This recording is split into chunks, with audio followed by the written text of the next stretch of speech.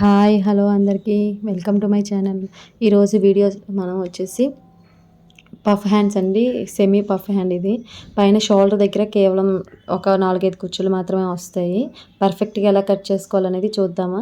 First మనం ఖర్చు కోసం ఒక 1/2 ఇంచ్ మార్జిన్ పెట్టుకొని గీత కూడా వేసుకోవాలి. ఇప్పుడు మనము ఆది హ్యాండ్ ఎంత ఉందో కొలుచుకొని దాని ప్రకారం తీసుకోవాలి. ఇదైతే 12 ఉంది. వాళ్ళు 1 ఇంచ్ తగ్గించమన్నారు కాబట్టి నేను 11 పెడుతున్నాను. 11 ఇంచెస్ ఓకేనా. ఇది ఒక బాక్స్లో కొట్టుకోవాలి 11 ఇంచెస్ పెట్టుకొని. ఇప్పుడు మనం ఆర్మ్ డౌన్ మార్కింగ్ చేసుకుందాము. ఆర్మ్ డౌన్ వచ్చేసి 3.5 ఇంచెస్ పెట్టాను. ఆర్మ్ డౌన్ 3.5 ఇంచెస్ దగ్గర ఒక మార్కింగ్ అనేది చేసుకోవాలి. ఇప్పుడు మనం 1 ఇంచ్ పైన తీసుకొని దాని నుంచి కర్వ్ అనేది స్ట్రైట్గా కర్వ్ తీసేసుకోవాలండి. ఇప్పుడు కింద లూజ్ హ్యాండ్ లూజ్ వచ్చేసి ఎంత ఉంటే అంత ఆది బ్లౌజ్ ప్రకారం పెట్టేసాను. ఎంత ఉంటే అంత ఒక 2 ఇంచులు ఖర్చు కోసము దాన్ని మనం మార్జిన్ పైనుంచి కిందకి మార్జిన్ కొట్టేసుకోవాలి. అయిపోయింది. ఇప్పుడు హ్యాండ్ అనేది రెడీ అయిపోయింది. ఇప్పుడు ఆర్మ్ హోల్ ఎంత ఉందనేది ఒకసారి చెక్ చేసుకుంటున్నాం అనమాట. ఇప్పుడు పైన పఫ్ కోసమని మనము ఎన్ని ఇంచెస్ కావాలంటే అన్ని ఇంచెస్ 2 ఇంచెస్ 2.5 3 లోపు తీసేసుకోవాలి. అంతకంటే ఎక్కువ తీసుకుంటే బాగోవండి. నేనైతే 2.5 అలా తీసుకున్నాను. అలాగే విడ్త్ వచ్చేసి 2 ఇంచెస్ పెట్టుకోవాలి. 2 ఇంచెస్ నుంచి మనము కిందకి ఆర్మ్ డౌన్లోకి కలిపేసేయాలన్నమాట. ఆర్మ్ డౌన్లోకి చూసారు కదా, ఆర్మ్ డౌన్ వచ్చేసి సగానికి ఉంది. ఆ సగం నుంచి అలా కలిపేసుకోవాలి. పైన విడ్త్ మాత్రం 2 ఇంచెస్ తీసుకోండి సరిపోతుంది. దాని ప్రకారం మొత్తం కట్ చేసేసుకోవాలి. ఇప్పుడు మనము ఆర్మ్ డీప్ ఫ్రంట్ డీప్ తీసుకుంటాం కదా, ఫ్రంట్ డీప్ అనేది తీసుకోవాలన్నమాట. 1/2 ఇంచ్ మార్జిన్ చేసుకొని ఫ్రంట్ డీప్ తీసేసుకుందాం.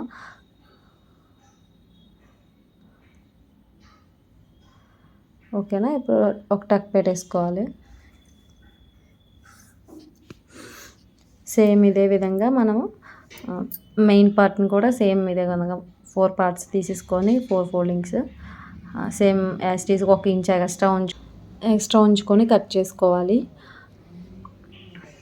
ఈలోగా మన ఛానల్ని ఎవరైనా కొత్తగా చూస్తున్నట్టయితే ప్లీజ్ సబ్స్క్రైబ్ చేసుకోండి. అలాగే లైక్ చేయండి, షేర్ చేయండి. సబ్స్క్రైబ్ పక్కనే ఉన్న బెల్ ఐకాన్ కనుక క్లిక్ చేసి ఆల్ అనే దాన్ని ఓకే చేశారంటే నేను ఎప్పుడు వీడియోస్ అప్లోడ్ చేసినా మీకు నోటిఫికేషన్ అనేది ముందుగా వస్తుంది. ఇలాంటి వీడియోస్ మీకు మరెన్నో వస్తూ ఉంటాయి. ఓకేనా. యూజ్ అవుతుందంటే మాత్రం మీకు ఈ వీడియో సబ్స్క్రైబ్ చేసుకోండి. అలాగే ఇప్పుడు మనం స్టిచ్చింగ్లోకి వెళ్ళిపోదాము. స్టిచ్చింగ్ ప్రాసెస్ వచ్చేసి నేను దీనికి గోట్ అనేది పైపింగ్ వేస్తున్నాను. నేను ముందుగానే పైపింగ్ రెడీ చేసుకున్నాను అనమాట. ఓకేనా. ఇప్పుడు మనం ఇన్విజిబుల్ పైపింగ్ వేస్తున్నాము. మనకి బయట వైపుకే కట్ చేయ మాత్రం కనిపించదన్న. ఇప్పుడు పైపింగ్ని చూస్తున్నారు కదా, పైపింగ్ లైనింగ్ పార్ట్ మీద ఫస్ట్ స్టిచ్చింగ్ అనేది వేస్తున్నాను అనమాట. వెంటనే నేను చూసారా ఆపకుండా లైనింగ్ పార్ట్స్ రెండింటికి వేస్తున్నాను. ఇది మనకి కరెక్ట్గా రావాలంటే మనం ఫ్రంట్ డీప్ అనేది తీసుకున్నాం కదా, ఇది కరెక్ట్గా రావాలంటే టక్స్ అనేది ఇప్పుడు మన చేతి వైపు టక్ అటువైపు ఉండాలా, అలాగే ఇటువైపు టక్స్ అనేది ఉండాలన్నమాట. అలా ఉంటేనే మీకు లైనింగ్ ఫ్రంట్ రెండు వైపులా కరెక్ట్గా వస్తుంది. ఆర్మ్ డౌన్ తీసాం కదా, సో అందుకని అది ఒకసారి చెక్ చేసుకొని మరీ పెట్టుకోవాలి. లేదంటే రెండు ఒకవైపుకి వెళ్ళిపోతాయి అనమాట.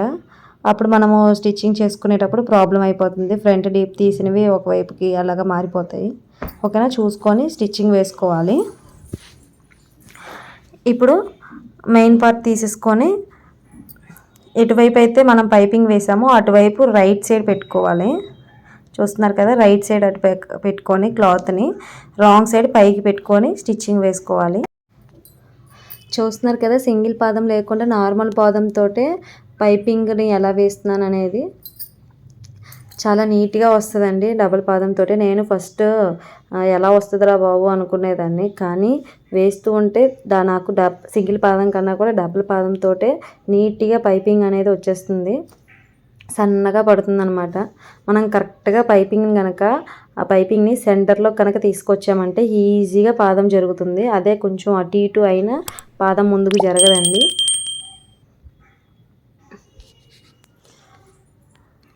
సేమ్ అదే విధంగా ఇంకా నెక్స్ట్ హ్యాండ్ కూడాను మెయిన్ పార్ట్ వచ్చేసి పైపింగ్ వైపు, దాన్ని మెయిన్ పార్ట్ రాంగ్ సైడ్ ఏమో పైకి ఉంటుంది, రైట్ సైడ్ ఏమో కిందన పైపింగ్ వైపు ఉంటుంది. సేమ్ యాజ్ టీజ్గా రెండో హ్యాండ్ కూడా స్టిచ్ చేసేసుకోవాలి.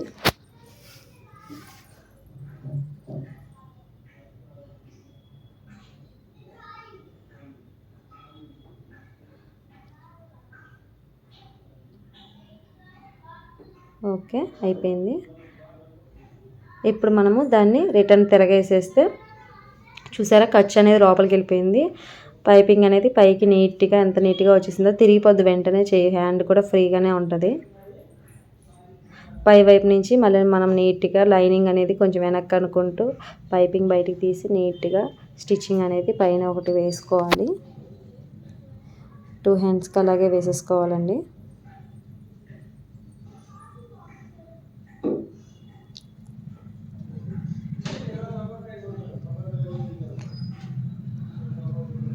సెకండ్ హ్యాండ్ కూడా వెంటనే కటింగ్ అనేది చేయకుండా వెంటనే వేసుకుంటే మనకి టైం అనేది సేవ్ అవుతుంది అనమాట.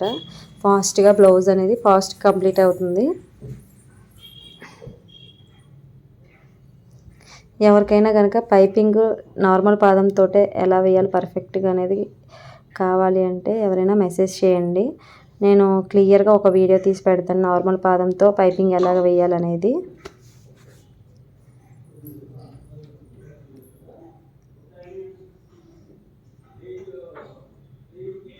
ఓకే, అయిపోయింది. చూసారు కదా, ఇప్పుడు మనము సైడ్స్ అంతా ఒక స్టిచ్చింగ్ అనేది వేసేసుకోవాలి. సైడ్ మొత్తము ముడతలు లేకుండా నీట్గా సర్దుకుంటూ మొత్తం స్టిచ్చింగ్ అనేది వేసేసుకోవాలి.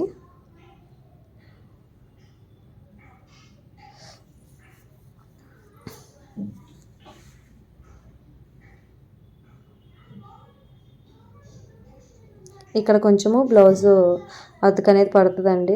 హ్యాండ్ కొంచెం పెద్ద హ్యాండ్ అయితే అతుకు అనేది వస్తుంది, చిన్నదే అది అతుకు అనేది వేసేస్తాను. జాయింట్ అయితే చేసేసాను. చేసాక మొత్తం మనకి ఎక్స్ట్రా క్లాత్ ఏదైతే ఉందో అదంతా కట్ చేసేసుకోవాలండి. జాకెట్లు పర్ఫెక్ట్గా వచ్చిన వాళ్ళకైతే మనం కరెక్ట్గా లైనింగ్ పార్ట్ కూడా కరెక్ట్గా కట్ చేసేసుకొని తీసుకోవచ్చు. కానీ కొత్తగా చేసే వాళ్ళకి మాత్రం ఎక్స్ట్రా క్లాత్ అనేది ఉంచుకోవడమే బెస్ట్ అండి. నేనైతే ఎక్కువ కుట్టినా కూడా నేను మ్యాక్సిమం క్లాత్ అనేది 1 ఇంచు ఉంచుకుంటాను. అలాగే సేమ్ కొత్తగా నేర్చుకునే వాళ్ళైతే మాత్రం ఖచ్చితంగా ఒక ఎక్స్ట్రా క్లాత్ అనేది 1 ఇంచ్ క్లాత్ అనేది ఉంచుకోవాలి. ఓకేనా? ఓకే, ఇప్పుడు మనం హ్యాండ్ అనేది ఫ్రిల్స్ ముందుగా ఎలా రెడీ చేసుకోవాలో చూద్దాము. మనకి ఎక్కడైతే మార్జిన్ చేసుకున్నాం కదా 2.5 ఇంచ్కి ఆ ఇంచ్కి స్ట్రైట్ లైన్ ఒకటి కట్టుకొని అక్కడి నుంచి మనం ఫ్రిల్స్ అనేది పెట్టుకుందాం అనమాట. ఫ్రిల్స్ పెట్టుకొని సెంటర్ పాయింట్ టక్ పెట్టుకున్నాం కదా, అక్కడ వరకు ఒకవైపు సెంటర్ పాయింట్ నుంచి రివర్స్లో ఫ్రిల్ పెట్టుకుంటున్నాము. ఒక 4 ఫ్రిల్స్ అటు 4 ఫ్రిల్స్ ఇటు అలా వచ్చేస్తున్నాయి అండి. అంతేను, 4 వస్తున్నాయి. అటువైపు 4, ఇటువైపు ఒక 4 ఫ్రిల్స్ వస్తున్నాయి. అవి వేసాక మనము జాయిన్ చేసుకునేటప్పుడు చెక్ చేసుకొని ఒకవేళ క్లాత్ ఎక్కువ ఉంటే మాత్రం మళ్ళీ అటొక ఫ్రిల్ ఇటొక ఫ్రిల్ పెట్టుకుంటే సరిపోతుంది. చూసారు కదా, హ్యాండ్ ఫ్రిల్ చిన్నది, ఫ్రిల్ కొంచెమే అండి పఫ్ వస్తుంది, ఎక్కువేం రాదు. సో నైస్గా నీట్గా ఉంటుంది. అది చూస్తున్నాం కదా. ఇప్పుడు సెంటర్ మెయిన్ టక్స్ ఎక్కడ ఉందో షోల్డర్ జాయింట్ కాడ ఫస్ట్ అలాగే జాయిన్ చేసుకోవాలి. షోల్డర్ నుంచి జాయిన్ చేసుకుంటే మనకి బ్లౌజ్ అనేది పర్ఫెక్ట్గా వస్తుంది. షోల్డర్ నుంచి జాయిన్ చేసుకుంటున్నాను అనమాట. చూస్తున్నారు కదా, కొంచెం ఎక్కువ వస్తే ఒక టక్ పెట్టుకోవాలి. నాకైతే సరిపోతుంది, జస్ట్ ఒక 1/4 ఇంచే మిగులుతుంది, అది నేను తీసేస్తాను. మళ్ళీ రివర్స్ పెట్టుకొని మళ్ళీ షోల్డర్ దగ్గర నుంచి జాయిన్ చేసుకోవాలి.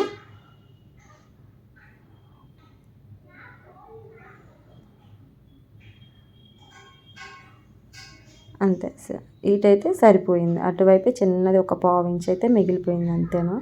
చూసారు కదా, హ్యాండ్ అయితే రెడీ అయిపోయింది. దాన్ని మళ్ళీ రెండో స్టిచ్చింగ్ అనేది వేసుకోవాలి. ఓకేనా? ఇప్పుడు మనము ఇంకొక మెథడ్లో చూస్తున్నాం అనమాట. మనము క్లాత్కి డైరెక్ట్గా అటాచ్ చేసుకుంటూ ఫ్రిల్స్ ఎలా పెట్టుకోవాలనేది చూద్దాము. ఒక మెథడ్ ఏంటంటే మనం హ్యాండ్స్ని ముందు పఫ్ పెట్టేసి అప్పుడు జాయిన్ చేసాము. ఇదేమో డైరెక్ట్గా బ్లౌజ్కే పెట్టేసి జాయిన్ చేస్తున్నాము.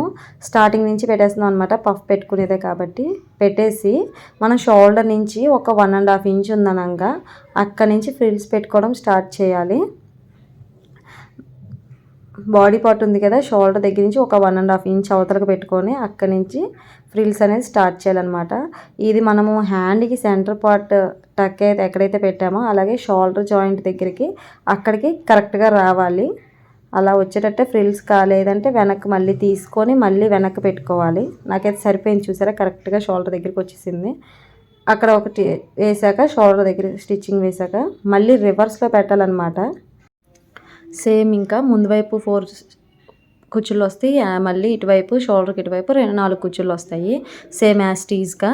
ఇంక మొత్తము హ్యాండ్ అనేది మొత్తం జాయిన్ చేసేసుకోవడమే అనమాట. ఇది ఒక మెథడ్. ఓకేనా, హ్యాండ్ అదిగో సరిపోయింది కదా, సరిపోతే ఇంకో కుచ్చు ఎక్స్ట్రా వేసుకోవాలి. ఓకే అండి, బాయ్ బాయ్.